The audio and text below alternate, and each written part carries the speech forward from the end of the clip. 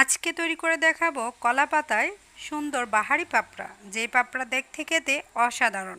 Hi everyone, Shahnaz কিচেনে সবাইকে স্বাগতম জানাচ্ছি নতুন আরও একটি রেসিপি দেখার জন্য। আশা করছি যে যেখান থেকে আমার রেসিপিটা দেখছেন সবাই অনেক ভালো আছেন, সুস্থ আছেন। আগেকার মানুষ কিভাবে কলা পাতা পাপড়া তৈরি করতো সেই টিপসটি শেয়ার করছি।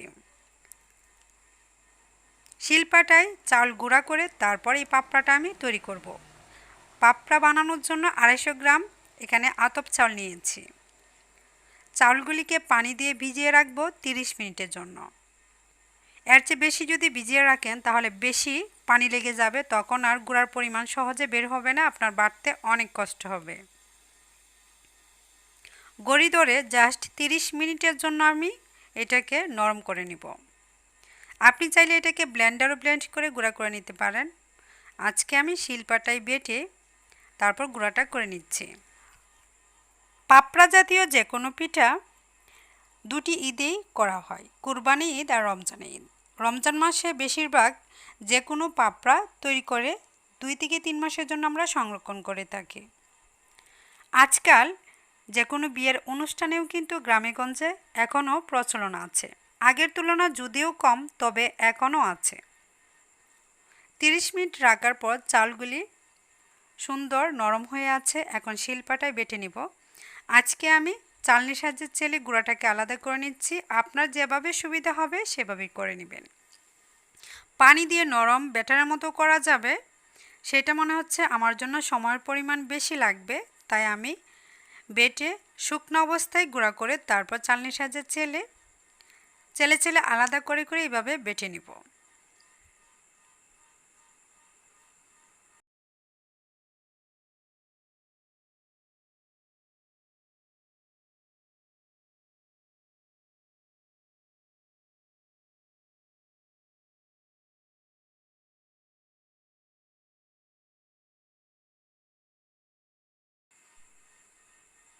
আড়াইশো গ্রাম আজকে চাউলের গুঁড়ি আমি শিলপাটায় বেটে তারপর পাতা পাপড়াটা তৈরি করে নিচ্ছি। কম বেশি করে নিতে পারবেন। 250 গ্রাম চাউলের গুঁড়া দিয়ে অনেকগুলোই কিন্তু পাপড়া পিঠা তৈরি করা যায়, যেহেতু পাতলা পাতলা হবে আর অনেকগুলো হবে।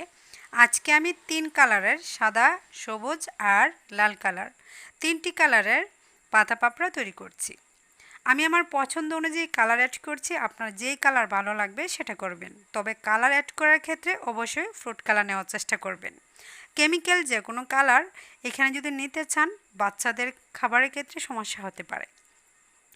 আর ফ্রুট কালার ব্যবহার করলে ছোটো বড় সকলেই খেতে পারবে, এতে কোনো স্বাস্থ্যেরও ক্ষতি হবে না, দীর্ঘদিন সংরক্ষণ করেও রাখতে পারবেন। 2টি কালার অ্যাড করে নিচ্ছি। আর আপনি যখন মেশাবেন এই ব্যাটারটা একটু সময় নিয়ে ভালোভাবে ঘুটনির সাহায্যে গুটে নিতে পারেন, অথবা চামচ দিয়েও করে নিতে পারেন। কলা পাতা পাপড়ার বানানোর জন্য পাতাগুলি ধুয়ে আমি এরকম কেচির সাহায্যে কেটে নিয়েছি। একটি পাতার মধ্যে 2টি দিচ্ছি, আবার ছোট হলে 1টি করে দিচ্ছি। এটা বলার কিছু নেই, খুবই সহজ, যে কেউ বানাতে পারবে, তবে ব্যাটারটা যেন বেশি পাতলা না হয় সেদিকে লক্ষ্য রাখতে হবে। পাপড়াগুলিকে সিদ্ধ করার জন্য এখানে রাইস কুকারের পুরান একটি পাতিলা ছাঁকনি নিয়েছি। আপনি চাইলে পাতিলের মধ্যে যে কোনো প্লাস্টিকের ঝুড়ির মধ্যেও কিন্তু করে নিতে পারবেন সিদ্ধ। এই তো একইভাবে প্রত্যেকটা পাপড়াকে আমি সিদ্ধ করে নিব। অনেকগুলো আমি অলরেডি বানিয়ে ফেলেছি। 3 কালারের বানিয়েছি, সাদা, লাল আর সবুজ। শুধু এক কালারও বানাতে পারবেন, সাদাও রাখতে পারবেন, লালও রাখতে পারবেন, সবুজও রাখতে পারবেন, যার যেমন দেখতে খেতে পছন্দ। আমি আমার কালার পছন্দ অনুযায়ী অ্যাড করে নিয়েছি। সবগুলি একইভাবে বানিয়ে নিচ্ছি। আর পাতাগুলি একবার সিদ্ধ করার পর পরবর্তীতে আবারও পিঠা কিন্তু বানিয়ে সিদ্ধ করা যাবে। দেখুন, প্রথমে যে পাতাগুলি ছিল সেই পাতাগুলির মধ্যে কিন্তু আবারও বানিয়ে আমি সিদ্ধ করে নিচ্ছি। কয়েকটা পাতা হলে আপনি অনেকগুলি পিঠা তৈরি করতে পারবেন, কারণ একটা সিদ্ধ হলে আরেকটি নামিয়ে আরেকটি দেওয়া যায়। পাতাগুলিকে ধুয়ে তারপর মুছে নেবেন, তাহলে পিঠাটা সুন্দরভাবে উঠে যাবে। একইভাবে সবগুলি বানিয়ে সিদ্ধও করে ফেলেছি এবং রোদে দিয়েছি। রোদের পরিমাণ 3 থেকে 4 দিন লাগলে সুন্দর শুকাবে, আর যদি বেশি কড়া রোদ হয় তাহলে 2 দিনেই শুকিয়ে যায়। আবার চুলার নিচে রেখেও শুকাতে পারবেন, আর ফ্যানের বাতাসে রাত্রে রেখে দিবেন, এতে করেই 2-3 দিনে সুন্দর মচমচে শুকিয়ে যাবে। আজকের রেসিপিটা আশা করছি অনেকের কাছে ভালো লাগবে। ভালো লাগলে অবশ্যই ভালো একটি কমেন্ট করবেন। তো 3 দিন আমার সময় লেগেছে, মচমচে হয়ে গিয়েছে। কয়েকটি আমি ভেজে আপনাদেরকে দেখাবো। 3 থেকে 4টা ভাজবো। পিঠাগুলি কিন্তু খুবই কালারফুল আর আকর্ষণীয় দেখাচ্ছে। পাপড়া পিঠা খেতে অসাধারণ। যারা খেয়েছে তারা অবশ্যই তার টেস্ট, স্বাদ এবং মজা বুঝতে পেরেছে। তেলটাকে গরম করে নেওয়ার পর এই তো দিয়ে দিচ্ছি।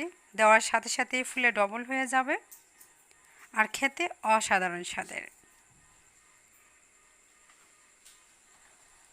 আপনি যদি ইউটিউব থেকে আজকে নতুন হয়ে ভিজিট করে থাকেন অবশ্যই সাবস্ক্রাইব করার পর অল বাটনে ক্লিক করে রাখবেন।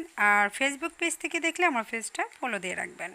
তাহলে প্রত্যেকটা ভিডিও ছাড়ার সাথে সাথে নোটিফিকেশন আপনার কাছে চলে যাবে। যখন ইচ্ছা তখনই আপনি আমার ভিডিওটা দেখে নিতে পারবেন। কেমন ভিডিও পেতে চান অবশ্যই কমেন্টে জানাবেন। আপনাদের কমেন্টের উপর ভিত্তি করে রেসিপিগুলি করার চেষ্টা করব। আজকের মতো এখানেই বিদায় নিয়ে নিচ্ছি। নতুন কোনো রেসিপিতে আবারও দেখা হবে। সবাই সুস্থ থাকবেন, ভালো থাকবেন। সবাই সবার জন্য দোয়া করবেন। আল্লাহ হাফেজ।